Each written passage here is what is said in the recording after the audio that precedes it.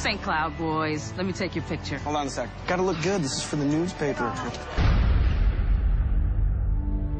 If you want to drop the glove in now. Okay.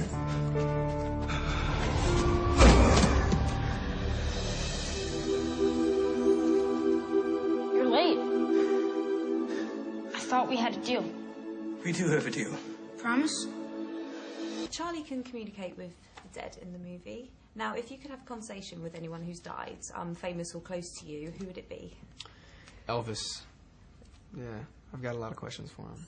Like? Yeah. Like? Why do you not want anyone to be on your blue suede shoes? Nice. You know? Like, is that really such a big deal? I mean, I like the song and everything.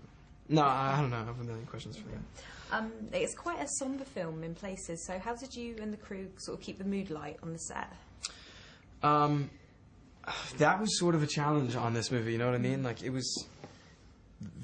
There was a lot of sort of, like, tension, and I had to be sort of down. So normally I take pride in being the one who's kind of, like, can lift the, spirit of the set. But for this one, I kind of had to, like, go away and put in my iPod and, like, kind of brood for a while, and it didn't come very naturally. So, I don't know, the same way I always do. Just a lot of banter and stuff like that in between takes. I'm not sure. Now, Kim Basinger plays your mother in the film.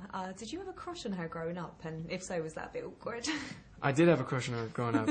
Even worse, I had a crush on her while we were filming. So it was nice. Like, hi, Mom,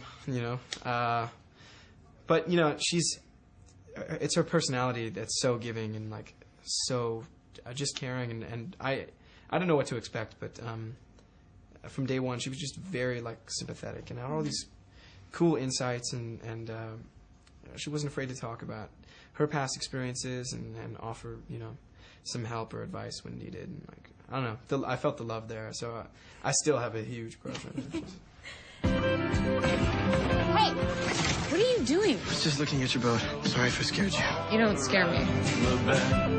It's drunk driver, wasn't it? Your brother. Is that why you gave up sailing, Stanford, everything? That girl's gonna sail around the world. You like her. I can tell. You like the sailor girl. I can do this. Now, you had to do your first proper love scene in this film. How was that to shoot?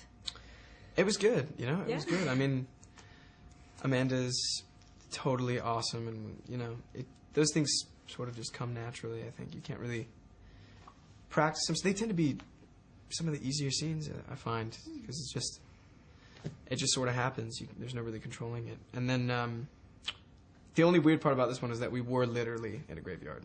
I mean, so that was kind of awkward. Sexy. Yeah, I know, yeah.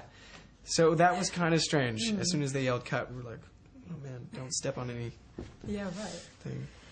Now, the film's definitely a bit of a tearjerker. Have any movies ever made you cry? I mean, loads. Loads? Loads, yeah. Like, A River Runs Through It, because that's about brothers, and anything to do with brothers for me. That was part of the reason I was like, oh yeah, good brother film. And then more recently, and like 3 times I found myself crying, was Toy Story 3. Oh.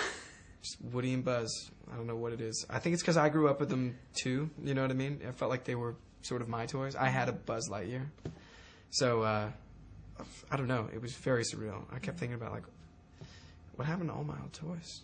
I leave in a week. I wish you could come with me. I just can't. You just can't. I can see Sam, Tess. The more I'm in your world, the less I can be in his. We've got a boat missing out of Quincy Harbor. Whose boat? That's Carol's boat. You have to go, Charlie. I'm gonna find Tess. The Coast Guard called off the search. No one can survive these waters. Just alive, Charlie. Trust your heart, Charlie St. Cloud. This is why I was given a second chance.